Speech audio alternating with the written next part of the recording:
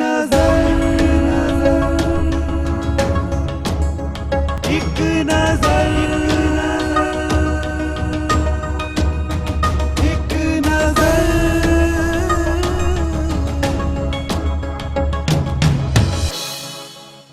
श्री अकाल दर्शकों, मैं हाँ तुहाडा अपना होस्ट सतिंदर सिंह मीरथल। तुसी देख रहे हो TV 84 ਤੇ ਤੁਹਾਡਾ ਆਪਣਾ ਮਨਪਸੰਦ ਪ੍ਰੋਗਰਾਮ ਇੱਕ ਨਜ਼ਰ। ਜਿਵੇਂ ਕਿ ਤੁਸੀਂ ਸਭ ਜਾਣਦੇ ਹੋ ਕਿ ਅਸੀਂ ਆਪਣੇ ਇਸ ਸ਼ੋਅ ਦੇ ਵਿੱਚ ਉਹਨਾਂ ਸ਼ਖਸੀਅਤਾਂ ਨੂੰ ਤੁਹਾਡੇ ਰੂਬਰੂ ਕਰਵਾਉਂਦੇ ਹਾਂ ਜਿਨ੍ਹਾਂ ਨੇ ਵੱਖ-ਵੱਖ ਖੇਤਰ ਦੇ ਵਿੱਚ ਮੱਲਾਂ ਮਾਰੀਆਂ ਨੇ ਤੇ ਮਾਣ-ਤਾਣ ਹਾਸਿਲ ਕੀਤਾ ਹੈ। ਜੀ ਹਾਂ, ਅੱਜ ਇਸੇ ਲੜੀ ਨੂੰ ਅਗਾਹ ਤੋਰਦੇ ਹੋਏ ਸਾਡੇ ਨਾਲ ਇਸ ਸ਼ੋਅ ਦੇ ਵਿੱਚ ਮੌਜੂਦ ਨੇ ਇੱਕ ਐਸੀ ਸ਼ਖਸੀਅਤ ਜੋ ਕਿ ਕਿਸੇ ਵੀ ਤਾਰੀਫ ਦੀ ਮੁਹਤਾਜ ਨਹੀਂ। ਜੀ ਹਾਂ, ਮੈਂ ਜ਼ਿਕਰ ਕਰ ਰਿਹਾ ਹਾਂ ਡਾਕਟਰ ਦਰਸ਼ਨ ਸਿੰਘ ਔਲਖ, ਜਿਨ੍ਹਾਂ ਨੂੰ ਡਾਕਟਰ ਦਰਸ਼ਨ ਸਿੰਘ ਬੜੀ ਦੇ ਨਾਮ ਦੇ ਨਾਲ ਵੀ ਜਾਣਿਆ ਜਾਂਦਾ ਹੈ, ਜੋ ਕਿ ਗੁਰੂ ਅੰਗਦ ਦੇਵ ਵੈਟਰਨਰੀ ਯੂਨੀਵਰਸਿਟੀ ਦੇ ਵਿੱਚ ਭਲਾਈ ਅਫਸਰ ਦੇ ਅਹੁਦੇ ਦੇ ਉੱਪਰ ਤੈਨਾਤ ਨੇ। ਕਰਦੇ ਹਾਂ ਇਹਨਾਂ ਦੇ ਨਾਲ ਗੱਲਬਾਤ ਤੇ ਜਾਣਦੇ ਹਾਂ ਇਹਨਾਂ ਦੀ ਜ਼ਿੰਦਗੀ ਦੇ ਵਿੱਚ ਕੀਤੇ ਹੋਏ ਸੰਘਰਸ਼ਾਂ ਦੇ ਬਾਰੇ ਦੇ ਵਿੱਚ, ਔਰ ਜਿਸ ਪੋਸਟ ਦੇ ਉੱਪਰ ਅੱਜ ਵਿਰਾਜਮਾਨ ਨੇ ਉਸ ਪੋਸਟ ਦੇ ਉੱਪਰ ਆਪਣੀ ਸੇਵਾਵਾਂ ਕਿਸ ਤਰ੍ਹਾਂ ਨਿਭਾ ਰਹੇ ਨੇ। ਸੋ ਔਲਖ ਸਾਹਿਬ, ਤੁਹਾਡਾ ਸਾਡੇ ਇਸ ਸ਼ੋਅ ਦੇ ਵਿੱਚ ਆਉਣ ਤੇ ਅਸੀਂ ਨਿੱਘਾ ਸਵਾਗਤ ਕਰਦੇ ਹਾਂ ਜੀ। ਸਭ ਤੋਂ ਪਹਿਲਾਂ ਪਿਆਰ ਭਰੀ ਸਤਿ ਸ਼੍ਰੀ ਅਕਾਲ ਕਬੂਲ ਕਰੋ ਜੀ। ਸਤਿ ਸ਼੍ਰੀ ਅਕਾਲ ਜੀ। ਔਲਖ ਸਾਹਿਬ, ਜ਼ਿੰਦਗੀ ਦੇ ਵਿੱਚ ਸੰਘਰਸ਼ ਜਿਹੜਾ ਹੈ ਉਹ ਹਰ ਇਨਸਾਨ ਕਰਦਾ ਹੈ। ਕੋਈ ਇਨਸਾਨ ਜ਼ਮੀਨ ਤੋਂ ਸ਼ੁਰੂ ਹੁੰਦਾ ਹੈ ਤੇ ਅਰਸ਼ਾਂ ਤੇ ਪਹੁੰਚਦਾ ਹੈ, ਤੇ ਕਿਸੇ ਨੂੰ ਸ਼ਾਇਦ ਪੁਸ਼ਤੈਨੀ ਪਲੇਟ 'ਚ ਪੱਕਿਆ ਪਕਾਇਆ ਵੀ ਮਿਲ ਜਾਂਦਾ ਹੈ। ਪਰ ਜੇਕਰ ਅਸੀਂ ਦਰਸ਼ਨ ਸਿੰਘ ਬੜੀ ਦੀ ਜ਼ਿੰਦਗੀ ਦੇ ਵੱਲ ਝਾਤ ਮਾਰੀਏ ਤਾਂ ਉਹ ਇੱਕ ਐਸਾ ਸੰਘਰਸ਼ ਹੈ ਜਿਸ ਦੇ ਉੱਪਰ ਕਈ ਕਿਤਾਬਾਂ, ਕਈ ਫਿਲਮਾਂ ਰਚੀਆਂ ਜਾ ਸਕਦੀਆਂ ਨੇ। ਇਸ ਸਾਰੇ ਸਿਲਸਿਲੇ ਦੇ ਉੱਪਰ ਗੱਲਬਾਤ ਅਸੀਂ ਜ਼ਰੂਰ ਕਰਾਂਗੇ, ਪਰ ਇੱਥੇ ਮੈਂ ਇੱਕ ਸਵਾਲ ਤੋਂ ਇਸ ਸ਼ੋਅ ਦਾ ਆਗਾਜ਼ ਕਰਨਾ ਚਾਹਾਂਗਾ ਕਿ ਅਸੀਂ ਦਰਸ਼ਨ ਸਿੰਘ ਨੂੰ ਇੱਕ ਗਾਇਕ ਵਜੋਂ ਸੱਦੀਏ ਜਾਂ ਇੱਕ ਅਦਾਕਾਰ ਵਜੋਂ ਸੱਦੀਏ ਜਾਂ ਇੱਕ ਬਹੁਤ ਹੀ ਬਿਹਤਰੀਨ ਐਂਕਰ ਵਜੋਂ ਹਾਕ ਮਾਰ ਕੇ ਬੁਲਾਈਏ, ਕੀ ਕਹਿਣਾ ਚਾਹੋਗੇ? ਸਤਿੰਦਰ ਜੀ, ਸਭ ਤੋਂ ਪਹਿਲਾਂ ਤੁਹਾਡੀ ਗੱਲ ਦਾ ਜਵਾਬ ਦੇਣ ਤੋਂ ਪਹਿਲਾਂ ਮੈਂ ਦੁਨੀਆ ਦੇ ਕੋਨੇ-ਕੋਨੇ 'ਚ ਬੈਠੇ ਪੰਜਾਬੀ ਭਰਾਵਾਂ ਨੂੰ, ਜੋ ਵੀ ਮੈਨੂੰ ਸੁਣ ਰਹੇ ਨੇ, ਵੇਖ ਰਹੇ ਨੇ, ਸਭ ਤੋਂ ਪਹਿਲਾਂ ਮੈਂ ਉਹਨਾਂ ਨੂੰ ਫਤਿਹ ਅਰਜ਼ ਕਰਾਂਗਾ, ਆਦਾਬ, ਨਮਸਕਾਰ, ਸਲਾਮ ਕਹਿੰਦਾ ਹਾਂ। ਤੁਹਾਡਾ ਇਹ ਨਾ ਚੀਜ਼ ਦਰਸ਼ਨ ਬੜੀ, ਜਿਸ ਨੂੰ ਤੁਸੀਂ ਆਖਦੇ ਹੋ, ਪੰਜਾਬ ਦੇ 22 ਜ਼ਿਲ੍ਹਿਆਂ ਦੇ ਵਿੱਚੋਂ ਸੰਗਰੂਰ ਜ਼ਿਲ੍ਹੇ ਦੇ ਵਿੱਚ ਇੱਕ ਮਲੇਰਕੋਟਲਾ ਰਿਆਸਤ ਦੇ ਵਿੱਚ ਪਿੰਡ ਆਉਂਦਾ ਹੈ ਬੜੀ। ਮੈਂ ਉੱਥੇ ਦਾ ਜੰਮਿਆ ਪਲਿਆ ਹਾਂ ਅਤੇ ਹੌਲੀ ਹੌਲੀ ਆਮ ਬੱਚਿਆਂ ਵਾਂਗੂ ਮੈਂ ਵੀ ਸਕੂਲ ਪ੍ਰਾਇਮਰੀ ਉੱਥੋਂ ਕੀਤਾ। ਨਾਲ ਦਾ ਪਿੰਡ ਟਿੱਬਾ ਹੈ, ਉੱਥੋਂ ਮਿਡਲ ਕੀਤੀ। ਵੱਡੀ ਘਨੌਰੀ ਹੈ ਧੂਰੀ ਸਾਈਡ 'ਤੇ, ਉੱਥੋਂ ਮੈਂ 10ਵੀਂ ਕੀਤੀ। ਮਲੇਰਕੋਟਲਾ ਸਰਕਾਰੀ ਕਾਲਜ ਤੋਂ ਮੈਂ BA ਕੀਤੀ ਵਿਦ ਵੋਕਲ, ਅਤੇ ਪੰਜਾਬੀ ਯੂਨੀਵਰਸਿਟੀ ਪਟਿਆਲੇ ਤੋਂ MA ਕੀਤੀ, ਅਤੇ ਡਾਕਟਰੇਟ ਦੀ ਡਿਗਰੀ ਮੈਂ ਚੰਡੀਗੜ੍ਹ ਯੂਨੀਵਰਸਿਟੀ ਤੋਂ, ਪੰਜਾਬ ਯੂਨੀਵਰਸਿਟੀ ਚੰਡੀਗੜ੍ਹ ਤੋਂ ਕੀਤੀ ਹੈ। ਇਹ ਮੇਰੀ ਮੁੱਢਲੀ ਥੋੜ੍ਹੀ ਜਿਹੀ ਕਿਤਾਬੀ ਗਿਆਨ ਦੀ ਗੱਲ ਹੈ। ਬਹੁਤ ਵਧੀਆ ਜੀ। ਬੜੀ ਸਾਹਿਬ, ਅਗਰ ਗੱਲ ਕਰੀਏ ਤਾਂ ਕੋਈ ਵੀ ਖੇਡ ਮੇਲਾ ਹੋਵੇ, ਚਾਹੇ ਸੱਭਿਆਚਾਰਕ ਮੇਲਾ ਹੋਵੇ ਜਾਂ ਫਿਰ ਕੋਈ ਕਬੱਡੀ ਦਾ ਇੱਕ ਟੂਰਨਾਮੈਂਟ ਹੋਵੇ, ਜਿਸ ਵਿੱਚ ਅਗਰ ਬੜੀ ਸਾਹਿਬ ਦੀ ਕਮੈਂਟਰੀ ਨਾ ਹੋਵੇ ਤਾਂ ਉਹ ਇਉਂ ਲੱਗਦਾ ਹੈ ਜਿਵੇਂ ਬਿਨਾਂ ਨਮਕ ਤੋਂ ਕੋਈ ਦਾਲ ਖਾਧੀ ਜਾ ਰਹੀ ਹੈ। ਸੋ ਵਾਕਈ ਆਪਣੇ ਆਪ ਦੇ ਵਿੱਚ ਇੱਕ ਬੜੀ ਕਾਬਲੀਅਤ ਵਾਲੀ ਗੱਲ ਹੈ ਔਰ ਬੜੀ ਮਸ਼ਹੂਰ ਗੱਲ ਹੈ। ਸੋ ਇਹ ਕਮੈਂਟਰੀ ਦਾ ਜਿਹੜਾ ਸਫ਼ਰ ਸੀਗਾ ਇਹ ਕਦੋਂ ਸ਼ੁਰੂ ਹੋਇਆ, ਔਰ ਉਸ ਤੋਂ ਪਹਿਲਾਂ ਦਾ ਜਿਹੜਾ ਸਫ਼ਰ ਸੀਗਾ ਉਸ ਬਾਰੇ ਵੀ ਜਾਣਨਾ ਪਾਓ। ਐਕਚੁਅਲੀ ਮੈਂ ਕਦੇ ਡਰਾਮਾ ਦੇਖਣ ਨਹੀਂ ਸੀ ਗਿਆ। ਕਾਮਰੇਡਾਂ ਦੇ ਡਰਾਮੇ ਦੇਖਦਾ ਹੁੰਦਾ ਮੈਂ ਨਿੱਕਾ ਹੁੰਦਾ, ਸੰਤ ਰਾਮ ਉਦਾਸੀ ਦੇ ਗੀਤ ਗਾਉਂਦਾ ਹੁੰਦਾ ਜੀ। ਔਰ ਹੌਲੀ ਹੌਲੀ 1975 ਦੇ ਵਿੱਚ ਮੈਂ ਟਿਵਾਣਾ ਸਾਹਿਬ ਕੋਲੇ ਹਰਪਾਲ ਟਿਵਾਣਾ ਸਵਰਗੀਆ ਪਟਿਆਲੇ, ਉਹਨਾਂ ਨੇ ਹਿੰਦੀ ਚਾਦਰ ਨਾਟਕ ਅਮਰੀਕਾ ਲੈ ਕੇ ਜਾਣਾ ਸੀ। ਗੁਰੂ ਤੇਗ ਬਹਾਦਰ ਸਾਹਿਬ ਦੀ ਸ਼ਹੀਦੀ ਸ਼ਤਾਬਦੀ ਸੀ ਅਤੇ ਉਹਨਾਂ ਨੇ ਹਿੰਦੀ ਚਾਦਰ ਨਾਟਕ ਤਿਆਰ ਕਰਨਾ ਸੀ, ਅਤੇ ਸਰਦਾਰ ਸੋਹੀ, ਜਿਨ੍ਹਾਂ ਨੂੰ ਆਖਦੇ ਹੋ ਜੀ, ਨਾਮਵਰ ਕਲਾਕਾਰ ਨੇ ਫਿਲਮੀ, ਪਰਮਜੀਤ ਸੋਹੀ ਉਹਨਾਂ ਦਾ ਨਾਂ ਹੈ, ਅਤੇ ਉਹ ਮੈਨੂੰ ਨਾਲ ਲੈ ਕੇ, ਮੈਂ ਪੰਜਾਬੀ ਯੂਨੀਵਰਸਿਟੀ ਦਾਖਲਾ ਲੈਣ ਗਿਆ ਸੀ ਡਰਾਮਾ ਡਿਪਾਰਟਮੈਂਟ ਦੇ ਵਿੱਚ, ਉਹ ਮੈਨੂੰ ਲੈ ਕੇ ਪੋਲੋ ਗਰਾਊਂਡ ਪਟਿਆਲੇ ਚਲੇ ਗਏ, ਅਤੇ ਨਾਲ ਇੱਕ ਕੋਈ ਹੋਰ ਸੱਜਣ ਚਲਿਆ ਗਿਆ, ਅਤੇ ਉਹਨਾਂ ਨੇ ਸਾਰਾ ਫਾਰਮ, ਮੇਰਾ ਕਈ ਪੇਜ ਸੀ, ਕਈ ਕਾਲਮ ਸੀ, ਉਹਨਾਂ ਨੇ ਲਿਖਤਾ ਵੀ ਇੰਟਰਸਟ ਸਿੰਗਿੰਗ, ਇੰਟਰਸਟ ਸਿੰਗਿੰਗ। ਮੈਂ ਉਦੋਂ ਗਾਉਂਦਾ ਹੁੰਦਾ ਸੀ।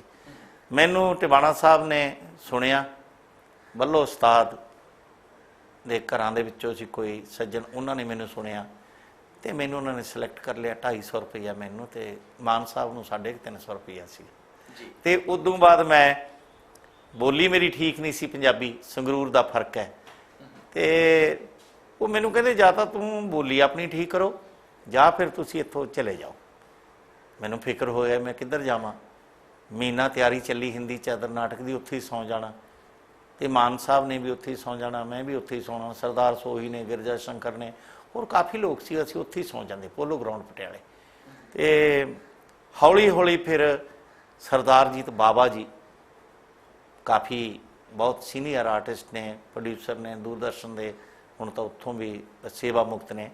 ਉਹ ਮੈਨੂੰ ਕਹਿੰਦੇ ਵੀ ਤੂੰ ਅਖਬਾਰ ਨੂੰ ਪੰਜਾਬੀ ਦੇ ਨੂੰ ਬੋਲ ਬੋਲ ਕੇ ਪੜ੍ਹਿਆ ਕਰ ਜੀ, ਜੇ ਸ਼ਹੀਦ ਨਹੀਂ ਕਹਿਣਾ ਆਉਂਦਾ ਤਾਂ ਸ਼ਹੀਦ ਨਾ ਕਿਹਾ ਕਰ, ਛੋਲੇ ਨਾ ਕਿਹਾ ਕਰ, ਛੋਲੇ ਕਿਹਾ ਕਰ। ਫਿਰ ਉਹਨਾਂ ਨੇ ਮੈਨੂੰ ਦੱਸੀਆਂ ਜੁਗਤਾਂ ਗੀਆਂ ਤੇ ਮੈਂ ਹੌਲੀ ਹੌਲੀ ਮੈਂ ਆਖਿਆ ਮੈਂ ਪੰਜਾਬੀ ਜੇ ਜਾਣਦਾ ਨਹੀਂ ਚੰਗੀ ਤਰ੍ਹਾਂ ਮੈਂ ਕਲਾਕਾਰ ਕਹਾਉਣ ਦਾ ਹੱਕਦਾਰ ਨਹੀਂ ਹਾਂ। ਫਿਰ ਮੈਂ ਪੰਜਾਬੀ ਦੀ MA ਕੀਤੀ। MA ਕਰਕੇ ਫਿਰ ਮੈਂ ਬੈਂਕ ਦੀ ਜੌਬ ਕੀਤੀ। ਬੈਂਕ ਦੀ ਜੌਬ ਛੱਡ ਕੇ ਟਿਕਿਆ ਮੈਂ ਕਿਤੇ ਨਹੀਂ। ਫਿਰ ਉਦੋਂ ਬਾਅਦ ਮੈਂ ਪੰਜਾਬੀ ਭਵਨ ਆ ਗਿਆ, ਦੀਵਾ ਬਲੇ ਸਾਰੀ ਰਾਤ ਦਾ ਸ਼ੋਅ ਹੋਣੇ ਸੀ। ਟਿਵਾਣਾ ਸਾਹਿਬ ਨੇ ਮੈਨੂੰ ਸਿੱਬੇ ਦਾ ਰੋਲ ਦਿੱਤਾ, ਨੀਨਾ ਦੇ ਐਂਟੀ। ਨੀਨਾ ਟਿਵਾਣਾ ਮੇਰੀ ਬਿਲਵਡ ਬਣਦੇ ਨੇ, ਮੈਂ ਉਹਦਾ ਲਵਰ। ਤੇ ਉਹ ਬਹੁਤ ਚੱਲਿਆ ਨਾਟਕ, ਉਹਦੇ 'ਚ ਗਾਉਂਦਾ ਰਿਹਾ, ਐਕਟਿੰਗ ਕਰਦਾ ਰਿਹਾ। 1981 ਦੇ ਵਿੱਚ ਫਿਰ ਨਾਲ ਦੀ ਨਾਲ ਮੈਂ MA ਪੰਜਾਬੀ ਦੀ ਕਰਦਾ ਸੀ ਤੇ ਨਾਲ ਦੀ ਨਾਲ ਫਿਰ ਮੈਨੂੰ ਅਮਰੀਕਾ ਜਾਣ ਦਾ ਮੌਕਾ ਮਿਲ ਗਿਆ। ਮੋਹਨ ਮਾਰਿਸ਼ੀ ਇੰਡੀਅਨ ਥੀਏਟਰ ਚੰਡੀਗੜ੍ਹ, ਉਹਨਾਂ ਨੇ ਸਿਲੈਕਸ਼ਨ ਦੇ ਵਿੱਚ ਆ ਗਿਆ ਮੈਂ। ਤੇ ਫਿਰ ਮੈਂ ਕੈਨੇਡਾ ਅਮਰੀਕਾ ਘੁੰਮਿਆ ਤੇ ਦੱਬ ਕੇ ਲੋਕੀ ਰਹਿ ਪਏ ਉੱਥੇ, ਪਰ ਮੇਰਾ ਜੀ ਨਾ ਲੱਗਿਆ। ਮੈਂ ਵਾਪਸ ਆ ਗਿਆ। IC ਪੁਰੀ ਚੀਫ ਸੈਕਟਰੀ ਪੰਜਾਬ ਸੀ, ਦਰਬਾਰਾ ਸਿੰਘ ਦੀ ਕਾਂਗਰਸ ਦੀ ਵਜ਼ਾਰਤ ਸੀ ਉਦੋਂ ਪੰਜਾਬ ਦੀ। ਤੇ ਉਹ ਫਿਰ ਐਕਟਿੰਗ VCC ਸੀਮਾ ਸਾਹਿਬ ਤੋਂ ਬਾਅਦ ਪੰਜਾਬ ਖੇਤੀਬਾੜੀ ਯੂਨੀਵਰਸਿਟੀ ਦੇ ਵਿੱਚ। ਉਹ ਮੈਨੂੰ ਕਹਿੰਦੇ ਜੇ ਤੂੰ ਇੰਡੀਆ ਮੁੜਨਾ ਹੈ ਤਾਂ ਫਿਰ ਤੂੰ ਮੇਰੇ ਕੋਲੇ ਆ ਜੀ। ਤੇ ਮੈਂ ਉਹਨਾਂ ਕੋਲੇ ਅੱਖਾਂ ਦਾ ਇਲਾਜ ਕਰਾਉਣ ਗਏ ਸੀ ਤੇ ਹੁਕਮ ਸਿੰਘ ਪੱਟੀ ਸਟੈਂਡ TV ਦੀ ਮਾਲਕ ਨੇ ਮੇਰੀ ਸਿਫਾਰਿਸ਼ ਕੀਤੀ। ਉਹਨਾਂ ਨੇ ਮੈਨੂੰ ਇੱਥੇ ਪਬਲਿਕ ਡੀਲਿੰਗ ਤੇ ਰੱਖ ਲਿਆ। ਮੈਂ ਕਲੈਰੀਕਲ ਜੌਬ ਕਰਦਾ ਰਿਹਾ ਐਗਰੀਕਲਚਰ ਯੂਨੀਵਰਸਿਟੀ। ਤੇ ਉਦੋਂ ਬਾਅਦ ਤਾਂ ਫਿਰ ਕਾਂਟੇ ਕਾਫੀ ਚੇਂਜ ਹੁੰਦੇ ਰਹੇ। ਜਿਵੇਂ ਤੁਸੀਂ ਸਟੀਅਰਿੰਗ ਮੋੜੋਗੇ ਗੱਡੀ ਉਧਰ ਨੂੰ ਤੁਰ ਪਊਗੀ। ਬਿਲਕੁਲ ਜੀ, ਬਿਲਕੁਲ। ਸੋ ਆਪਣੀ ਗੱਲ ਨੂੰ ਬੜੇ ਬੇਬਾਕ ਤਰੀਕੇ ਦੇ ਨਾਲ ਔਰ ਸਪਸ਼ਟ ਤਰੀਕੇ ਦੇ ਨਾਲ ਲੋਕਾਂ ਦੇ ਸਾਹਮਣੇ ਰੱਖਣ ਵਾਲਾ ਦਰਸ਼ਨ ਸਿੰਘ ਔਲਖ, ਦਰਸ਼ਨ ਸਿੰਘ ਬੜੀ ਦੇ ਰੂਪ ਦੇ ਨਾਲ ਜਾਣਿਆ ਗਿਆ। ਡਾਕਟਰ ਅੱਗੇ ਲੱਗ ਗਿਆ। ਇਹ ਡਾਕਟਰ ਦੀ ਪਦਵੀ ਜਿਹੜੀ ਹੈ, ਇਸ ਬਾਰੇ ਥੋੜਾ ਜਿਹਾ ਸਪਸ਼ਟੀਕਰਨ ਜ਼ਰੂਰ ਦਿਓ। ਸੁਪ੍ਰਸਿੱਧ ਨਾਵਲਿਸਟ ਹੋਏ ਨੇ ਨਾਨਕ ਸਿੰਘ, ਆਪ ਸਾਰੇ ਜਾਣਦੇ ਹੋ ਜੀ। ਉਹਨਾਂ ਦੇ ਵੱਡੇ ਸੁਪੁੱਤਰ ਸਨ ਕਰਤਾਰ ਸਿੰਘ ਸੂਰੀ, ਡਾਕਟਰ ਕਰਤਾਰ ਸਿੰਘ ਸੂਰੀ।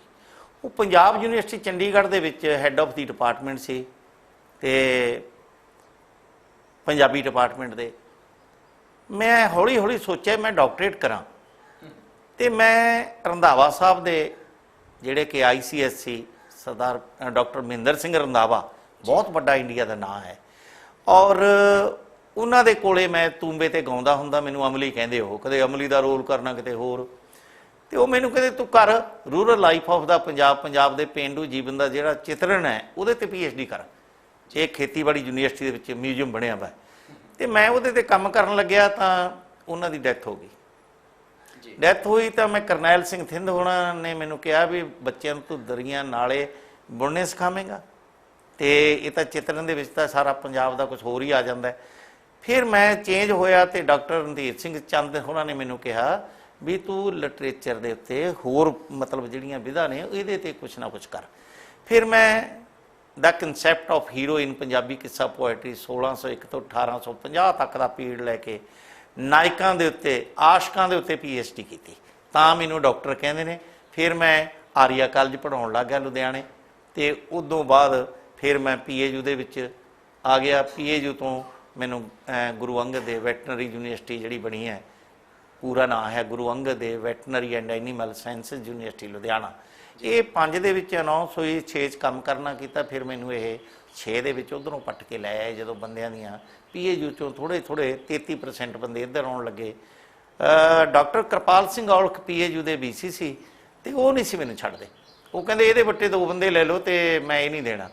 ਫਿਰ ਮੈਂ ਉਦਾਸ ਹੋਇਆ ਵੀ ਨਾ ਮੈਨੂੰ ਇੱਧਰ ਜੌਬ ਦਿੰਦੇ ਨੇ ਤੇ ਨਾ ਮੈਨੂੰ ਜਾਣ ਦਿੰਦੇ ਨੇ, ਮੇਰੇ ਕੋਈ ਗਲਤੀ ਕੀ ਹੈ ਮੇਰੀ। ਫਿਰ ਧਨਵੰਤ ਸਿੰਘ ਬੈਂਸ ਜਿਹੜੇ ਕਿ ਫਾਈਨਾਂਸ ਕਮਿਸ਼ਨਰ ਸੀ ਪੰਜਾਬ ਦੇ, ਔਰ ਉਹ ਐਕਟਿੰਗ VC ਸੀ ਇੱਧਰ ਪਹਿਲੇ ਸਾਡੀ ਯੂਨੀਵਰਸਿਟੀ ਵੈਟਨਰੀ ਦੇ। ਫਿਰ ਉਹਨਾਂ ਦੇ ਰਾਹੀਂ ਮੈਨੂੰ ਧੱਕੇ ਨਾਲ ਉਹ ਲੈ ਕੇ ਆਏ। ਜਦੋਂ ਮੈਂ ਇੱਧਰ ਯੂਨੀਵਰਸਿਟੀ 'ਚ ਵੈਟਰਨਰੀ 'ਚ ਭਲਾਈ ਅਫਸਰ ਬਣ ਗਿਆ, ਉਦੋਂ ਤੋਂ ਬੱਚਿਆਂ ਦੇ ਨਾਲ ਜੁੜਿਆ ਹੋਇਆ। ਅਤੇ ਜਿੰਨੀਆਂ ਗਤੀਆਂ ਵਿਧੀਆਂ ਨੇ, ਭਾਵੇਂ ਉਹ ਥੀਏਟਰ ਹੈ, ਭਾਵੇਂ ਲਿਟਰੇਰੀ ਇਵੈਂਟ ਹੈ, ਭਾਵੇਂ ਫਾਈਨ ਆਰਟਸ ਹੈ, ਭਾਵੇਂ ਸਿੰਗਿੰਗ ਹੈ, ਭਾਵੇਂ ਥੀਏਟਰ ਹੈ, ਅਤੇ ਸਾਰੀ ਯੂਨੀਵਰਸਿਟੀ ਦੇ ਜਿੰਨੇ ਅੰਦਰ ਕਾਲਜ ਆਉਂਦੇ ਨੇ ਸਾਡੇ ਵੈਟਰਨਰੀ ਯੂਨੀਵਰਸਿਟੀ ਦੇ, ਉਹਨਾਂ ਦੇ ਯੁਵਕ ਮੇਲੇ, ਇੰਟਰਵਸਟੀਆਂ, ਤਿਆਰੀਆਂ ਕਰਾਉਣੀਆਂ ਔਰ ਬੱਚਿਆਂ ਨੂੰ ਹੋਰ ਇਸ ਪੱਖ ਤੋਂ ਉਭਾਰਨਾ, ਇਹ ਮੇਰੇ ਹਿੱਸੇ ਆਇਆ। ਵਾਹ ਜੀ ਵਾਹ, ਬਹੁਤ ਘੱਟ ਲੋਕਾਂ ਦੀ ਕਿਸਮਤ ਦੇ ਵਿੱਚ ਇਸ ਤਰ੍ਹਾਂ ਦੇ ਟੌਪਿਕ ਆਉਂਦੇ ਨੇ ਕਿ ਜਿਹੜੇ ਲਵ ਹੀਰੋਜ਼ ਨੇ ਉਹਨਾਂ ਦੇ ਉੱਪਰ ਸਰਚ ਕਰਨਾ ਵਾਕਈ ਆਪਣੇ ਆਪ ਦੇ ਵਿੱਚ ਇੱਕ ਬਹੁਤ ਵੱਡੀ ਗੱਲ ਹੈ। ਸੋ ਬੜੀ ਸਾਹਿਬ, ਅਗਰ ਜ਼ਿਕਰ ਕਰੀਏ ਤੁਹਾਡੀ ਕਮੈਂਟਰੀ ਦਾ, ਤੇ ਉੱਥੇ ਪ੍ਰਿੰਸੀਪਲ ਸਰਵਨ ਸਿੰਘ ਦੇ ਅਗਰ ਕਿਤਾਬ ਨੂੰ ਪਰ ਛੂ ਲਈਏ ਤਾਂ ਉਹ ਵੀ ਕਹਿੰਦੇ ਨੇ ਕਿ ਤੁਹਾਡੇ ਦੋਸਤ ਜਿਹੜੇ ਸੀ, ਜਿਹੜਾ ਨਜ਼ਦੀਕੀ ਜਿਹੜੇ ਰਿਸ਼ਤੇਦਾਰ ਮਿੱਤਰਗਣ ਸਨ, ਉਹ ਕਹਿੰਦੇ ਸੀ ਵੀ ਤੁਹਾਡਾ ਜਿਹੜਾ ਮੁਕਾਬਲਾ ਤਾਰਿਕ ਅਜ਼ੀਜ਼ ਦੇ ਨਾਲ ਹੈ, ਉਹ ਉਸ ਨਾਮ ਦੇ ਨਾਲ ਸੱਦਿਆ ਕਰਦੇ ਸਨ, ਪਾਕਿਸਤਾਨ ਦੇ ਇੱਕ ਬਹੁਤ ਹੀ ਨਾਮਵਰ ਪ੍ਰਵਕਤਾ। ਸੋ ਇਹ ਪਾਕਿਸਤਾਨ ਦੇ ਕਿੱਸਿਆਂ ਦੇ ਬਾਰੇ ਦੇ ਵਿੱਚ ਕੁਝ ਦੱਸੋ। ਤੁਸੀਂ ਉੱਥੇ ਵਿਜ਼ਿਟ ਕੀਤਾ ਹੈ, ਕਬੱਡੀ ਦੇ ਟੂਰਨਾਮੈਂਟ ਕਰਵਾਏ ਨੇ, ਈਵਨ ਕਿ ਮੈਂ ਆਪਣੇ ਦਰਸ਼ਕਾਂ ਨੂੰ ਦੱਸਣਾ ਚਾਹਾਂਗਾ ਵੀ ਉੱਥੋਂ ਦੇ ਮੀਡੀਆ, ਉੱਥੋਂ ਦੇ ਆਲਾ ਅਧਿਕਾਰੀ, ਉੱਥੋਂ ਦੇ ਜਿਹੜੇ ਨਾਮਵਰ ਮਸ਼ਹੂਰ ਕਲਾਕਾਰ ਅਦਾਕਾਰ ਨੇ, ਉਹਨਾਂ ਨੇ ਵੀ ਪਲਕਾਂ ਦੇ ਉੱਪਰ ਉਠਾਇਆ ਹੈ ਡਾਕਟਰ ਦਰਸ਼ਨ ਸਿੰਘ ਵੜੀ ਨੂੰ। ਸੋ ਉੱਥੋਂ ਦੇ ਕੁਝ ਕਿਸੇ ਸਾਂਝੇ ਕਰੋ। ਐਕਚੁਅਲੀ ਸਤਿੰਦਰ ਜੀ, ਮੈਂ ਕਿਤੇ ਕਬੱਡੀ ਕਮੈਂਟਰੀ ਵੈਸੇ ਨਹੀਂ ਕਰਨ ਲੱਗ ਗਿਆ ਸੀ, ਮੈਂ ਇਹ ਇਲਤ ਕੀਤੀ ਸੀ 40 ਸਾਲ ਪਹਿਲਾਂ। ਅੱਛਾ ਜੀ। ਮੈਨੂੰ ਨਹੀਂ ਸੀ ਪਤਾ ਵੀ ਕਮੈਂਟਰੀ ਹੈ ਇਹ ਬਣ ਜੂਗੀ। ਵੀ ਇਹ ਸਭ ਤੋਂ ਪਹਿਲਾਂ ਕਿਲ੍ਹਾ ਰਾਏਪੁਰ ਦੇ ਵਿੱਚ ਜੋਗਿੰਦਰ ਸਿੰਘ ਪੀਟੀ ਹਸਨਪੁਰ ਧੂਰੀ ਕੋਲੇ ਪਿੰਡ ਹੈ, ਹੁਣ ਤਾਂ ਉਹ ਨਹੀਂ ਰਹੇ ਇਸ ਦੁਨੀਆ 'ਚ। ਉਹਨਾਂ ਦੇ ਮੈਂ ਬੋਲ ਸੁਣੇ ਨਿੱਕੇ ਹੁੰਦੇ ਨੇ, ਮੈਂ ਕਿਲ੍ਹਾ ਰਾਏਪੁਰ ਦੀਆਂ ਖੇਡਾਂ ਦੇਖਣ ਆਇਆ ਸੀ।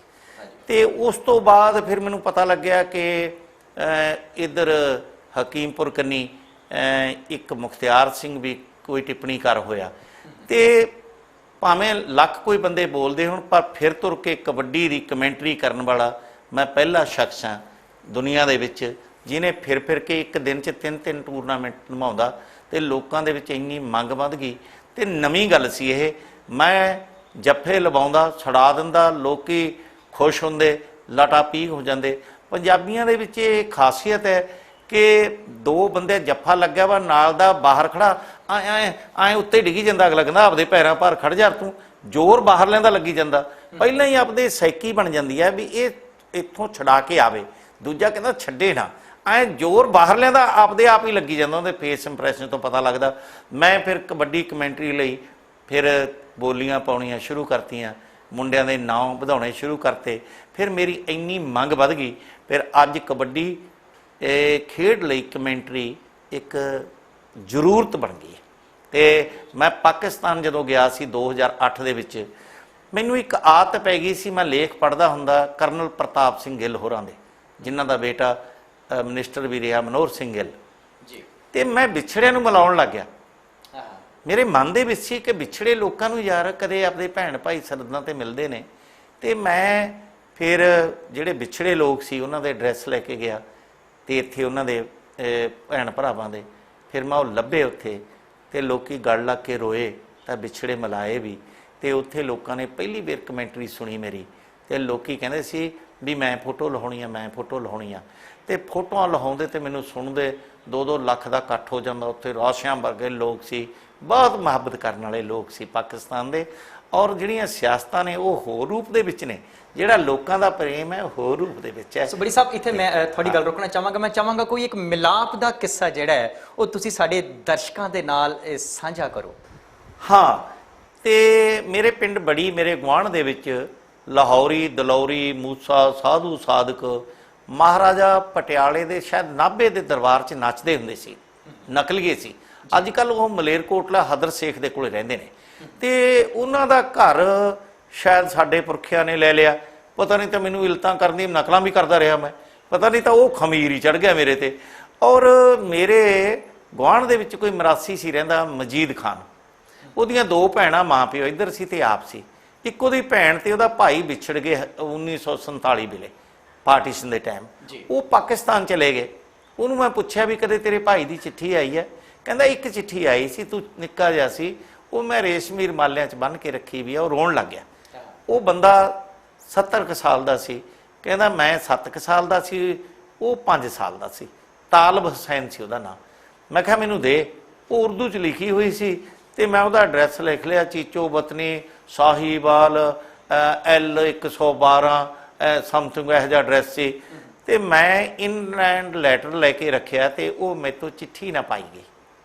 ਫਿਰ ਮੈਂ ਉਹਦਾ ਐਡਰੈਸ ਲੈ ਕੇ ਪਾਕਿਸਤਾਨ ਚਲਿਆ ਗਿਆ ਤੇ ਮੈਂ ਮੁਲਤਾਨ ਜਦੋਂ ਕਮੈਂਟਰੀ ਕੀਤੀ ਤਾਂ ਮੈਨੂੰ 5 ਸਟਾਰ ਹੋਟਲ ਦੇ ਵਿੱਚ ਉਹਨਾਂ ਨੇ ਰੱਖਿਆ। ਸਰਦਾਰ ਸਿਕੰਦਰ ਸਿੰਘ ਮਲੂਕਾ ਸਾਹਿਬ ਵੀ ਉਦੋਂ ਗਏ ਸੀ, ਗੁਰਮੇਲ ਪਹਿਲਵਾਨ ਢੇਰੀ ਵਾਲਾ ਵੀ, ਦੇਵੀ ਦਿਆਲ ਵੀ, ਇਹ ਲੋਕ ਗਏ ਸੀ ਸਾਡੇ ਨਾਲ। ਤੇ ਮੈਂ ਫਿਰ ਉੱਥੇ ਅੱਧੀ ਰਾਤ ਤੋਂ ਮੈਨੂੰ ਕਹਿੰਦੇ ਉੱਠੋ ਜੀ ਉੱਠੋ ਕਮਰੇ 'ਚ। ਮੈਂ ਕੀ ਹੋ ਗਿਆ? ਕਹਿੰਦੇ ਵੀ ਉਹ ਉਹਨਾਂ ਨੂੰ ਹੁਣ ਆ ਗਏ ਆਪਣੇ ਗੈਸਟ ਇੰਡੀਆ ਤੋਂ, ਉਹਨਾਂ ਨੇ ਪੈਣਾ ਇੱਥੇ, ਤੁਸੀਂ ਉਹ ਸਾਹਮਣੇ ਹੋਟਲ ਦੇ ਵਿੱਚ ਸੌਂ ਜਾਓ, ਨਵਾਂ ਬਣਿਆ। ਮੈਂ ਕਿਹਾ ਨਹੀਂ ਮੈਂ ਉੱਥੇ ਨਹੀਂ ਪੈਂਦਾ। ਮੈਂ ਕਿਹਾ ਚੱਲ ਮੈਂ ਇੱਥੇ ਆ ਜਿਹੜੇ ਬਾਡੀਗਾਰਡ ਨੇ ਨੋ ਫੀਅਰ, ਉਹਨਾਂ ਦੇ ਕਾਲੇ ਕੱਪੜੇ ਪਾਏ ਹੋਏ, ਸਾਨੂੰ ਜੈਡ ਸਿਕਿਉਰਿਟੀ ਮਿਲੀ ਹੋਈ ਸੀ, ਉਹਨਾਂ ਕੋਲੇ ਬੈਠ ਕੇ ਉਹਨਾਂ ਦੀ ਦਾੜੀਆਂ ਖੁੱਲੀਆਂ ਸੀ, ਮੁੰਡਿਆਂ ਦੇ ਜੰਗ ਏਜ ਦੇ ਮੁੰਡੇ ਸੀ, ਉਹਨਾਂ ਨੂੰ ਹਾਫਿਜ਼ ਕਹਿੰਦੇ ਸੀ, ਜਿਵੇਂ ਆਪਣੇ ਗਿਆਨੀ ਕੀਤੀ ਹੋਵੇ। ਤੇ ਉਹਨਾਂ ਨਾਲ ਮੈਂ ਗੱਲਾਂ ਪੈ ਗਿਆ ਸਵੇਰ ਦੇ 4 ਵਜੇ ਤੱਕ, ਮੈਂ 5 ਵਜੇ ਤੱਕ ਗੱਲਾਂ ਕੀਤੀਆਂ ਵੀ ਮੇਰੇ ਪਿੰਡ ਦਾ ਇੱਕ ਵਿਛੜਿਆ ਵਾ। ਉਹ ਕਹਿੰਦੇ ਇਹ ਜਿਹੜਾ ਤੂੰ ਐਡਰੈਸ ਦਿੰਦਾ ਸਾਡੇ ਨਾਲ ਉੱਥੇ ਦਾ ਗਨਮੈਨ ਆ, ਕਹਿੰਦੇ ਕੱਲ੍ਹ ਆਊਗਾ ਤੈਨੂੰ ਪਤਾ ਕਰਕੇ ਦਿਆਂ। ਫਿਰ ਮੈਂ ਉਹ ਲੱਭਿਆ ਬੰਦਾ, ਤੇ ਉਹ ਬੰਦਾ ਕਿਵੇਂ ਲੱਭਿਆ, ਜਿੱਥੇ ਫਿਰ ਪਾਕਪਟਨ ਜਾਂ ਫਿਰ ਮਲਕਾ ਹਾਂ ਤੇ ਹੀਰ ਲਿਖੀ ਸੀ ਔਰ ਵਾਰਸ ਨੇ, ਉੱਥੇ ਫਿਰ ਮੁਲਾਕਾਤ ਹੋਈ। ਤੇ ਉਹ ਭੱਜਿਆ ਆਇਆ, ਉੱਚਾ ਲੰਮਾ ਬੰਦਾ, ਗੰਜ ਪਿਆ ਵਾ। ਉਹਨੂੰ ਪੁਲਿਸ ਧੱਕੇ ਮਾਰੇ, ਉਹ ਕਹਿੰਦਾ ਮੇਰਾ ਗਰਾਈ ਆਇਆ ਜੇ, ਮੇਰਾ ਗਰਾਈ ਆਇਆ ਜੇ, ਮੈਂ ਮਿਲਣਾ ਜੇ, ਐਂ ਬੋਲਦਾ ਸੀ ਉਹ। ਤੇ ਮੈਂ ਆਖਿਆ ਛੱਡੋ ਇਹਨੂੰ, ਤੁਸੀਂ ਕਿਉਂ ਇਹਨੂੰ ਘੂਰਦੇ ਹੋ? ਕਿ ਮੈਂ ਕਿਹਾ ਇਹ ਮੇਰੇ, ਮੈਂ ਆ ਤੇਰਾ ਗਰਾਈ। ਕਹਿੰਦਾ ਤੂੰ ਕੌਣ ਹੈ? ਮੈਂ ਕਿਹਾ ਮੈਂ ਡਾਕਟਰ ਹਾਂ ਤੇ ਪਿੰਡ ਬੜੀ ਤੂੰ ਆਇਆ। ਤੇ ਫਿਰ ਉਹ ਕਹਿੰਦਾ ਮੇਰੇ ਭਰਾ ਦੀ ਗੱਲ ਦੱਸ। ਮੈਂ ਕਿਹਾ ਤੇਰੀਆਂ ਗੱਲਾਂ ਕਰਾ ਦਿੰਦੇ ਆ। 56-57 ਸੈਕਿੰਡ ਦੀ ਕਿਸੇ ਨੇ ਮੋਬਾਈਲ ਤੇ ਉਹ ਕਵਰ ਕਰ ਲਿਆ, ਮੇਰੇ ਕੋਲੇ ਆ ਉਹ। ਤੇ ਉਹਦਾ ਨਾਮ ਹੈ ਤਾਲਬ ਹੁਸੈਨ ਕੁਰੈਸ਼ੀ, 4 ਬੱਚੇ ਸੀ ਤੇ 6 ਫੁੱਟ ਦੇ ਕਰੀਬ ਕੱਦ, ਹੁਣ ਉਹਦਾ ਗਰੀਬ ਜਿਹਾ ਸੀ। ਫਿਰ ਮੈਂ ਉਹਦੇ ਭਾਈ ਨਾਲ, ਆਪਦੇ ਭਾਈਆਂ ਨੂੰ ਫੋਨ ਕੀਤਾ ਪਾਕਿਸਤਾਨ ਚੋਂ ਵੀ ਇਹਨੂੰ ਸ਼ੇਰਪੁਰ ਥਾਣੇ ਵਾਲੀ ਮੇਰੇ ਪਿੰਡ ਦੇ ਲਾਗੇ ਆ ਕਸਬਾ, ਤੇ ਮੈਂ ਕਿਹਾ ਉੱਥੇ ਲੈ ਕੇ ਆ ਜਾਓ। ਉੱਥੇ ਫਿਰ ਮਜੀਦ ਖਾਨ ਦੇ ਨਾਲ ਉਹਦੇ ਭਾਈ ਦੀ ਮੁਲਾਕਾਤ ਫਿਰ 61 ਸਾਲਾਂ ਬਾਅਦ ਹੋਈ। ਜਦੋਂ ਇੰਨੇ ਸਾਲਾਂ ਬਾਅਦ ਉਹ ਧਰਤੀ ਤੇ ਲਿਟ ਗਿਆ, ਰੋਣ ਲੱਗ ਗਿਆ, ਸਾਰੀਆਂ ਦੋਨੇ ਟੀਮਾਂ ਰੋਣ ਲੱਗ ਗਈਆਂ ਵੀ ਇੱਕ SSP ਨੂੰ ਪਤਾ ਨਹੀਂ ਕਿ ਉਹਨੇ ਮੈਨੂੰ ਬੁੱਕਲ 'ਚ ਲੈ ਲਿਆ। ਫਿਰ ਮੈਨੂੰ ਉਹ ਜਿੱਥੇ ਬਾਬਾ ਫਰੀਦ ਜੀ ਦਫਨਾਏ ਨੇ, ਸਪੁਰਦੇ ਖਾਕ ਕੀਤੇ ਨੇ, ਉੱਥੇ ਮੈਨੂੰ ਲੈ ਕੇ ਗਏ। ਔਰ ਫਿਰ ਤੁਸੀਂ ਪਾਕਪਟਨ ਨੂੰ ਉੱਥੇ ਵਿਸ਼ਤ ਦੇ ਦਰਵਾਜ਼ੇ ਕਹਿੰਦੇ ਨੇ, ਖੁੱਲ੍ਹਦੇ ਨੇ 2 ਵਾਰੀ। ਤੇ ਫਿਰ ਮੈਂ ਉੱਥੇ ਕਬਾਲਾਂ ਦੇ ਵਿੱਚ ਨੱਚਣ ਲੱਗ ਗਿਆ। ਉਹਨੇ ਮੇਰੇ ਸਿਰ ਤੇ ਮਖਾਣੇ, ਚੁਹਾਰੇ, ਪ੍ਰਸ਼ਾਦ ਰੱਖਿਆ ਵੀ ਤੈਨੂੰ ਕੁਛ ਨਾ ਹੋਵੇ, ਹੋਰ ਜੋ ਮਰਜ਼ੀ ਹੋ ਜੇ, ਬੱਚਿਆਂ ਨੂੰ ਨਾ ਮਿਲੇ। ਤੇ ਲੋਕੀ ਐ ਮੈਨੂੰ ਪਿਆਰ ਕਰਦੇ ਸੀ, ਮੈਂ ਵਿਛੜੇ ਮਿਲਾਏ। ਤੇ ਹੁਣ ਜਦੋਂ ਮੈਂ ਘਰੇ ਲਿਆ ਕੇ ਉਹਦੀਆਂ ਤਸਵੀਰਾਂ ਤੇ ਉਹ ਸਾਰਾ ਕੁਝ ਦਿਖਾਇਆ, ਉਹਦਾ ਭਾਈ ਆ, ਇਨਕਾਂ ਬਾਰ-ਬਾਰ ਸਾਫ਼ ਕਰਕੇ ਦੇਖਦਾ ਸੀ ਮੇਰਾ ਭਾਈ ਆ ਇਹ, ਤੇ ਉਹਦੇ ਬੱਚੇ ਨੇ। ਤੇ ਅੱਜ ਉਹ ਮਜੀਦ ਖਾਨ ਨਹੀਂ ਰਿਹਾ, ਮੈਨੂੰ ਇਸ ਗੱਲ ਦਾ ਗਿਲਾ ਹੈ। ਸੋ ਵੇਲਾ ਹੋ ਚੱਲਿਆ ਇੱਕ ਛੋਟੀ ਜਿਹੀ ਬ੍ਰੇਕ ਦਾ, ਛੇਤੀ ਮੁੜਦੇ ਹਾਂ ਛੋਟੀ ਜਿਹੇ ਬ੍ਰੇਕ ਤੋਂ ਬਾਅਦ। ਇੱਕ ਨਜ਼ਰ,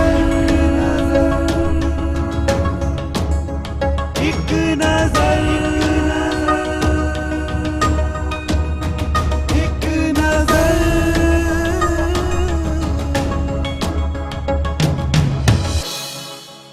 ਇੱਕ ਨਜ਼ਰ, ਇੱਕ ਨਜ਼ਰ, ਇੱਕ ਨਜ਼ਰ।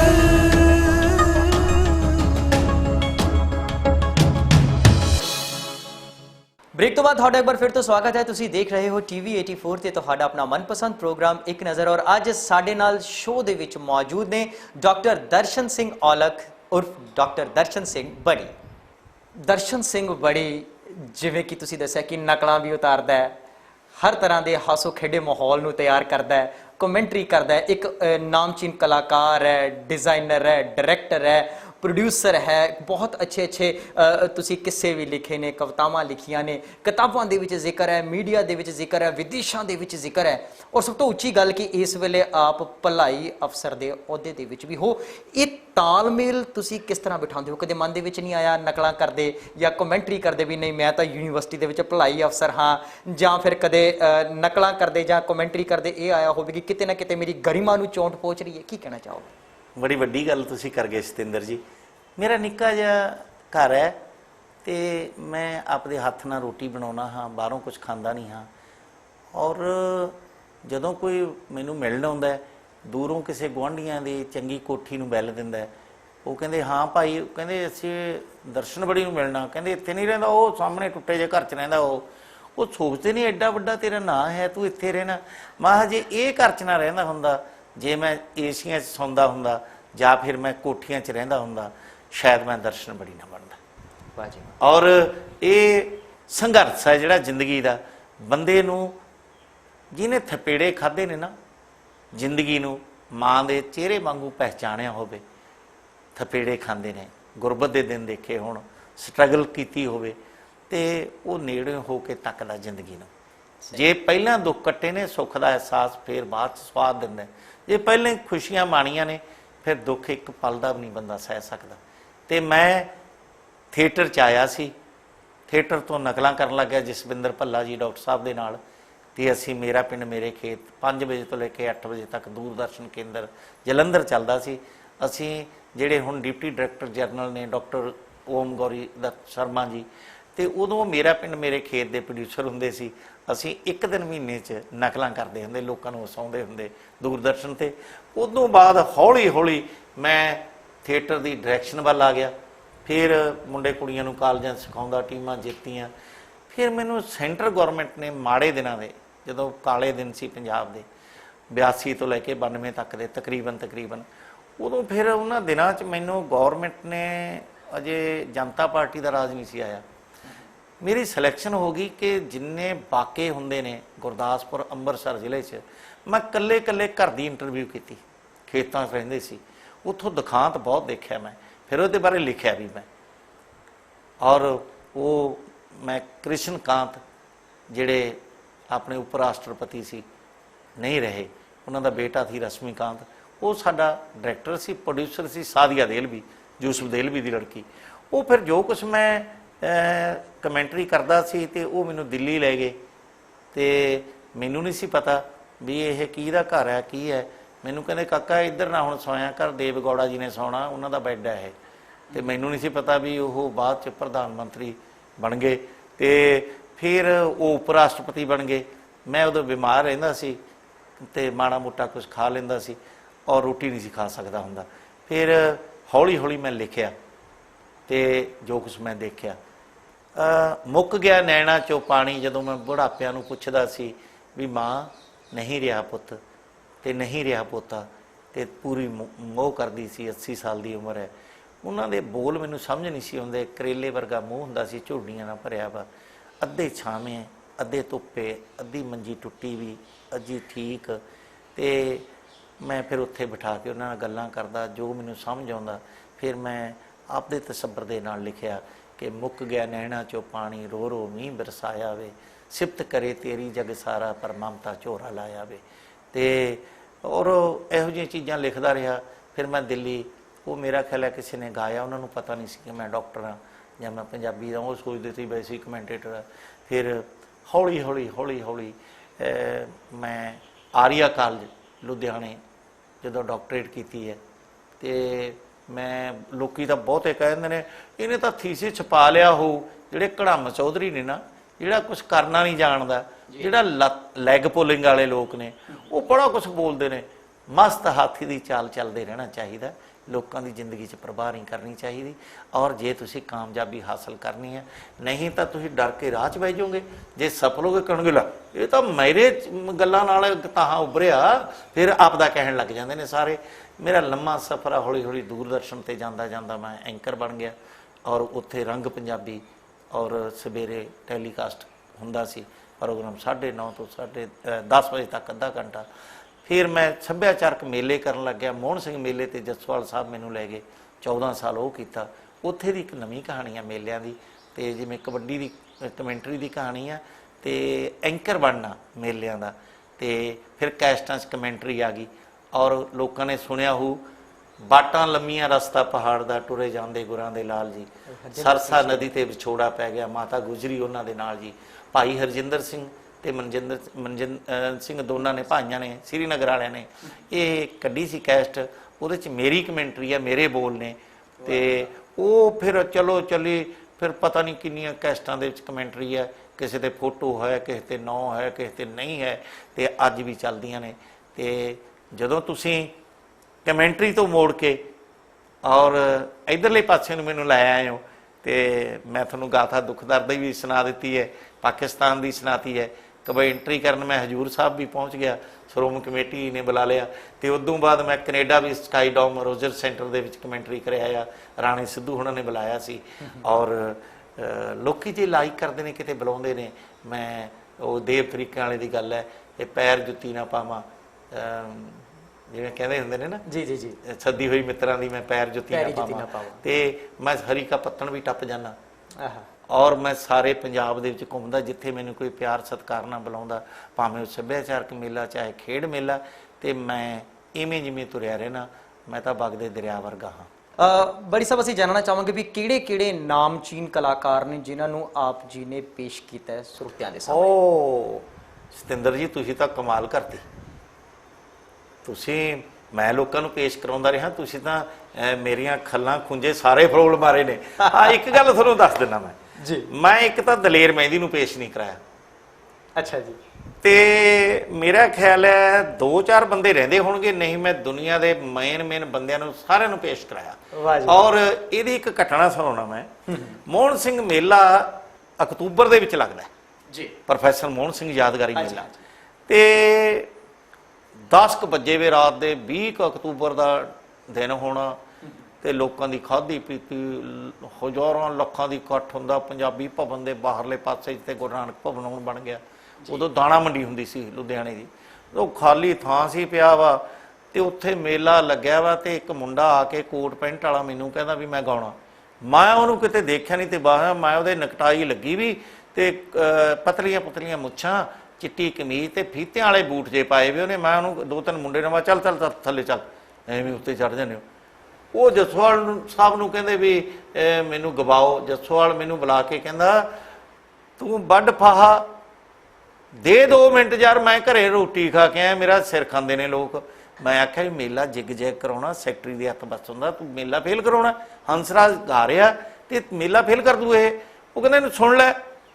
ਤੇ ਮੈਨੂੰ ਮੁੰਡੇ ਨੇ ਕਿਹਾ, ਕਹਿੰਦਾ ਮੈਨੂੰ ਸੁਣ ਲਓ ਜੀ। ਮੈਂ ਕਿਹਾ ਕੀ ਸੁਣਾਏਗਾ? ਕਹਿੰਦਾ ਮਾਂ ਦਾ ਗੀਤ। ਮੈਂ ਕਿਹਾ ਨਹੀਂ ਗਾਉਣਾ, ਕਿਉਂਕਿ ਸਾਰੀ ਦੁਨੀਆ ਸੁਣ ਰਹੀ ਹੈ। ਇਹ ਜੇ ਗੱਲ ਭੋਰਾ ਵੀ ਗਲਤ ਹੋਵੇ ਤਾਂ ਜੋ ਮਰਜ਼ੀ ਹੈ ਮੈਨੂੰ ਸਜ਼ਾ ਦੇ ਸਕਦੇ ਹੋ।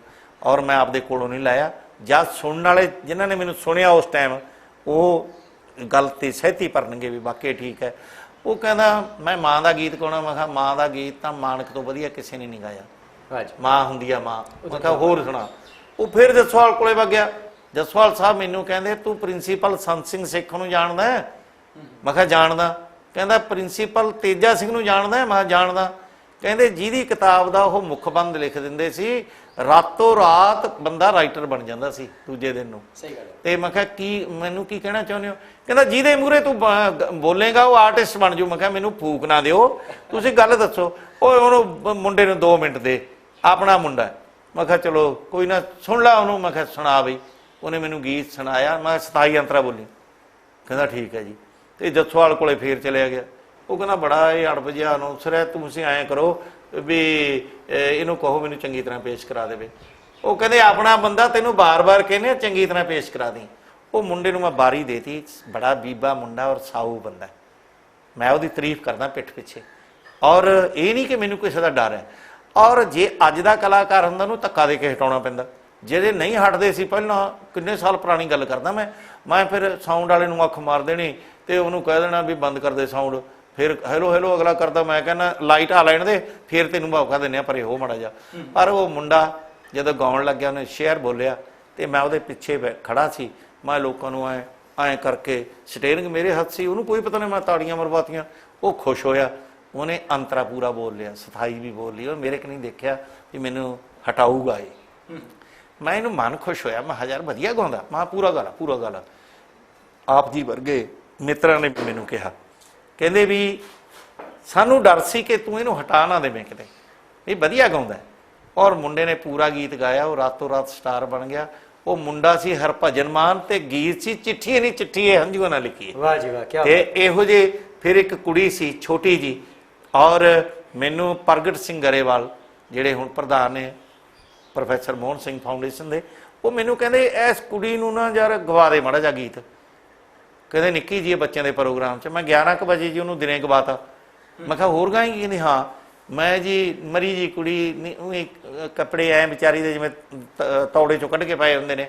ਉਹਦਾ ਪਿਓ ਸੀ ਕਿਤੇ ਇੱਥੇ ਅਸਿਸਟੈਂਟ ਪੰਜਾਬ ਸਾਡੀ ਯੂਨੀਵਰਸਿਟੀ 'ਚ PAU 'ਚ, ਗੁਰਦਾਸਪੁਰ ਦਾ ਸੀ ਉਹ, ਸੁੱਚਾ ਸਿੰਘ ਸੰਧੂ ਦਾ ਨਾਂ ਸੀ ਸੱਚ। ਤੇ ਉਹ ਮੈਂ ਜੀ ਉਹ ਕੁੜੀ ਦਾ ਲੱਪ ਸਾਰਾ ਭਰਤਾ ਨੋਟਾਂ ਨਾਲ, ਉਹ ਤੋਂ ਨੋਟ ਨਾ ਫੜੇ ਗਏ। ਤੇ ਉਦੋਂ ਬਾਅਦ ਸਾਲ ਲੰਘ ਗਏ, ਕਿਸੇ ਬੰਦੇ ਨੇ ਕਿਹਾ ਵੀ ਆਹ ਤੈਨੂੰ ਇੱਕ ਕੁੜੀ ਸੁਣਾਈਏ। ਮੈਂ ਕਿਹਾ ਤਾਂ ਪਾਕਿਸਤਾਨ ਦੀ ਹੈ। ਕਹਿੰਦੇ ਨਹੀਂ ਨਹੀਂ ਨਹੀਂ ਆਪਣੀ ਹੈ। ਫਿਰ ਮੈਨੂੰ ਪਤਾ ਲੱਗਿਆ ਉਹ ਕੁੜੀ ਹਰਿੰਦਰ ਹੁੰਦਲ ਸੀ, ਵਾਹ ਜੀ ਵਾਹ, ਜਿਹੜੀ ਪੰਜਾਬੀ ਯੂਨੀਵਰਸਿਟੀ ਮਿਊਜ਼ਿਕ ਦੀ ਪ੍ਰੋਫੈਸਰ ਹੈ। ਤੇ ਹਰਜੀਤ ਗੁੱਡੂ ਨਾਲ ਦੀ ਸ਼ਾਦੀ ਹੋਈ ਹੈ। ਆ ਪਿੱਛੇ ਜੇ ਮੈਂ ਉਹਨੂੰ ਫੋਨ ਕੀਤਾ ਵੀ ਤੂੰ ਮੈਨੂੰ ਜਾਣਦੀ ਹੈ? ਕਹਿੰਦੀ ਮੈਂ ਸਰ ਬਹੁਤ ਯਤਨ ਕੀਤੇ ਵੀ ਮੈਨੂੰ ਡਾਕਟਰ ਦਰਸ਼ਨ ਬੜੀ ਦਾ ਫੋਨ ਮਿਲ ਜੇ, ਮੈਂ ਉਹਨੂੰ ਦੱਸਣਾ ਚਾਹੁੰਦੀ ਹਾਂ ਵੀ ਮੈਂ ਇੱਥੇ ਹਾਂ। ਮੈਂ ਆਖਿਆ ਵੀ ਮੈਨੂੰ ਖੁਸ਼ੀ ਹੈ ਇਸ ਗੱਲ ਦੀ। ਇਹ ਕੁਝ ਬਿੰਦ ਰੱਖੀ ਆ ਜਦੋਂ ਗਾਉਣ ਲੱਗਿਆ ਸੀ ਇੱਥੇ ਫੋਕ ਡਾਂਸ ਦਾ ਔਰ ਪੰਜਾਬ ਦਾ ਕਲਰ ਲਾਈ ਫਿਰੇ। ਭਵਾਨੀਗੜ੍ਹ ਦਾ ਮੇਲਾ ਬਹੁਤ ਵੱਡਾ ਸੀ ਸਾਡਾ ਸੱਭਿਆਚਾਰਕ ਮੇਲਾ, ਉਹਨੂੰ ਮੈਂ ਪੇਸ਼ ਕਰਾਇਆ ਸੀ। ਇੱਥੇ ਮੇਰੀ ਨੱਥ ਡਿੱਗ ਪਈ ਤੇ ਮੈਨੂੰ ਨਹੀਂ ਸੀ ਪਤਾ ਇੰਨਾ ਰਾਈਜ਼ ਕਰ ਜੂਗਾ। ਔਰ ਰਣਜੀਤ ਮਨੀ ਸੀ ਮੇਰੇ ਰਾਂਝੇ ਦਾ ਪ੍ਰਿੰਸੀਪਲ ਜੀ, ਕੱਟੇ ਉਹਨਾਂ ਕਾਲਜ ਚੋਂ ਨਾ। ਔਰ ਵੀਰ ਸੁਖਵੰਤ ਬੜਾ ਪਾਪੂਲਰ ਨਾਂ ਹੈ ਮੁੰਡੇ ਦਾ, ਔਰ ਉਹ ਵੈਟਰਨਰੀ ਦਾ ਡਾਕਟਰ ਵੀ ਹੈ। ਔਰ ਉਹਨੂੰ ਮੈਂ ਹੌਲੀ ਹੌਲੀ ਇੱਧਰਲੇ ਪਾਸੇ ਨੂੰ ਬਹੁਤ ਮਤਲਬ ਉਹਨੇ ਮਿਹਨਤ ਕੀਤੀ। ਔਰ ਮੈਂ ਇਹ ਤਾਂ ਨਹੀਂ ਕਹਿੰਦਾ ਮੈਂ ਉਹਦਾ ਗੁਰੂ ਹਾਂ, ਗੁਰੂ ਉਹਦਾ CL ਭੱਲਾ ਸਾਹਿਬ ਸੀਗੇ ਔਰ ਬਲਾਈਂਡ ਸੀ ਪ੍ਰੋਫੈਸਰ ਸੰਗੀਤ ਦੇ। ਪਰ ਉਹਨੂੰ ਮੈਂ ਹੌਲੀ ਹੌਲੀ ਇੱਧਰਲੇ ਪਾਸਿਓਂ ਲੈ ਕੇ ਅੱਜ ਪਹਿਲੀਆਂ ਕਤਾਰਾਂ ਦੇ ਵਿੱਚ ਉਹ ਖੜਾ। ਮਾਣਕ ਨਾਲ ਯਾਰੀ ਰਹੀ ਹੈ, ਛਿੰਦਾ, ਸਦੀਕ, ਪਾਲੀ ਔਰ ਪਰਮਿੰਦਰ ਸੰਧੂ, ਕਰਨੈਲ ਗਿੱਲ, ਪਤਾ ਹੀ ਨਹੀਂ ਮੈਂ ਕਿੰਨੇ ਕੁ ਬੰਦਿਆਂ ਨੂੰ ਸਟੇਜ ਤੇ ਜਾਂ TV ਤੇ, ਮੇਰੇ ਤਾਂ ਹੁਣ ਯਾਦ ਚੇਤੇ ਵੀ ਨਹੀਂ ਹੈਗਾ ਜੀ। ਔਰ ਇਹ ਮੇਰੀ ਗਾਇਕੀ ਦੇ ਵੱਲ ਨੂੰ ਗੱਲ ਸੀ। ਸੋ ਬੜੀ ਸਾਹਿਬ, ਇੱਥੇ ਮੈਂ ਆਪਣੇ ਦਰਸ਼ਕਾਂ ਨੂੰ ਇੱਕ ਗੱਲ ਦੱਸਣਾ ਚਾਹੁੰਦਾ ਕਿ ਇਸ ਸ਼ੋਅ ਦੀ ਜੋ ਸਾਡੀ ਸਮੇਂ ਸਾਰਣੀ ਹੈ ਉਹ ਅੱਧਾ ਘੰਟਾ ਹੈ, ਪਰ ਜੇਕਰ ਅਸੀਂ ਡਾਕਟਰ ਦਰਸ਼ਨ ਸਿੰਘ ਬੜੀ ਦੀ ਇੰਟਰਵਿਊ ਕਰਨ ਚੱਲੀਏ ਤਾਂ ਮੈਂ ਕਹਿੰਦਾ ਇੰਟਰਵਿਊ ਦੇ ਵਿੱਚ ਗੱਲਾਂ ਨਹੀਂ ਮੁੱਕਦੀਆਂ। ਇਹਦੇ ਉੱਪਰ ਇੱਕ ਕਿਤਾਬ ਲਿਖੀ ਜਾ ਸਕਦੀ ਹੈ, ਬਲਕਿ 3 ਘੰਟੇ ਦੀ ਫਿਲਮ ਵੀ ਜਿਹੜੀ ਹੈ ਉਹ ਥੋੜੀ ਪੈ ਜਾਏਗੀ। ਇਹਦੇ ਵੀ ਅੱਗੇ ਸੀਕੁਅਲ ਬਣਾਉਣੇ ਪੈਣਗੇ। ਐਸੇ ਮਲਟੀ ਟੈਲੈਂਟਡ ਨੇ ਬੜੀ ਸਾਹਿਬ, ਇੰਨੇ ਗੁਣ ਜਿਹੜੇ ਨੇ ਪਰਮਾਤਮਾ ਨੇ ਇਹਨਾਂ ਦੇ ਵਿੱਚ ਦਿੱਤੇ ਨੇ। ਸੋ ਬੜੀ ਸਾਹਿਬ, ਸਮੇਂ ਜਿਹੜਾ ਹੈ ਆਪਣੀ ਰਫ਼ਤਾਰ ਦੇ ਨਾਲ ਚੱਲ ਰਿਹਾ, ਸਮੇਂ ਇਜਾਜ਼ਤ ਨਹੀਂ ਦੇ ਰਿਹਾ ਕਿ ਅਸੀਂ ਆਪ ਜੀ ਨਾਲ ਹੋਰ ਸਾਂਝ ਪਾ ਸਕੀਏ। ਸੋ ਇੱਥੇ ਹੀ ਅਸੀਂ ਆਪਣੀ ਇਸ ਗੱਲਬਾਤ ਦੇ ਸਿਲਸਿਲੇ ਨੂੰ ਖਤਮ ਕਰਦੇ ਹਾਂ। ਪਰ ਮੈਂ ਆਪਣੇ ਦਰਸ਼ਕਾਂ ਦੇ ਨਾਲ ਵਾਅਦਾ ਕਰਦਾ ਕਿ ਆਉਣ ਵਾਲੇ ਸਮੇਂ ਦੇ ਵਿੱਚ ਇੱਕ ਵਾਰ ਫਿਰ ਤੋਂ ਬੜੀ ਸਾਹਿਬ ਨੂੰ ਅਸੀਂ ਤੁਹਾਡੇ ਰੂਬਰੂ ਕਰਾਂਗੇ ਔਰ ਜਿੰਨੀਆਂ ਵੀ ਗੱਲਾਂ ਰਹਿ ਗਈਆਂ ਨੇ, ਜਿਵੇਂ ਕਿ ਮੈਂ ਪਹਿਲੇ ਦੱਸਿਆ ਕਿ 3 ਘੰਟੇ ਦੀ ਫਿਲਮ ਵੀ ਜਿਹੜੀ ਹੈ ਉਹ ਵੀ ਥੋੜੀ ਹੈ ਬੜੀ ਸਾਹਿਬ ਦੀ ਇਸ ਸਕਸੈਸਫੁਲ ਜ਼ਿੰਦਗੀ ਦੇ ਉੱਪਰ ਗੱਲ ਕਰਨ ਦੇ ਲਈ। ਸੋ ਇੱਥੇ ਹੀ ਬੜੀ ਸਾਹਿਬ ਅਸੀਂ ਤੁਹਾਡੇ ਤੋਂ ਇਜਾਜ਼ਤ ਚਾਹੁੰਦੇ ਹਾਂ ਜੀ। ਪਿਆਰ ਭਰੀ ਸਤਿ ਸ਼੍ਰੀ ਅਕਾਲ ਜੀ, ਸਾਂਝ ਪਾਈਏ ਜੀ। ਸਤਿ ਸ਼੍ਰੀ ਅਕਾਲ। ਮੈਂ ਆਪਣੇ ਸੁਣਨ ਵਾਲੇ ਮੇਰੇ ਜੋ ਦਰਸ਼ਕ ਨੇ, ਸਰੋਤੇ ਨੇ, ਮੈਂ ਉਹਨਾਂ ਨੂੰ ਹੱਥ ਜੋੜ ਕੇ ਫਤਿਹ ਅਰਜ਼ ਕਰਦਾ। ਮੇਰੇ ਇਹ ਨਾਚੀਜ਼ ਤੋਂ, ਤੁਹਾਡੇ ਤੋਂ, ਦਰਸ਼ਨ ਬੜੀ ਤੋਂ ਬੋਲਦਿਆਂ ਕੋਈ ਜ਼ੁਬਾਨ 'ਚੋਂ ਕੋਈ ਸ਼ਬਦ ਹਿੱਲ ਗਿਆ ਹੋਵੇ, ਕੋਈ ਇਸ ਤਰ੍ਹਾਂ ਦੀ ਗੱਲ ਕਹਿ ਬੈਠਾ ਹੋਵਾਂ ਤਾਂ ਮੈਨੂੰ ਮਾਫ ਕਰ ਦਿਓ। ਫੇਰ ਮਿਲਣ ਦੀ ਆਸ ਦੇ ਉੱਤੇ ਮੈਂ ਆਪਣੇ ਮਿੱਤਰਾਂ ਦਾ ਦੁਬਾਰਾ ਫੇਰ ਧੰਨਵਾਦ ਕਰਦਾ। ਸਤਿ ਸ਼੍ਰੀ ਅਕਾਲ। ਇੱਕ ਨਜ਼ਰ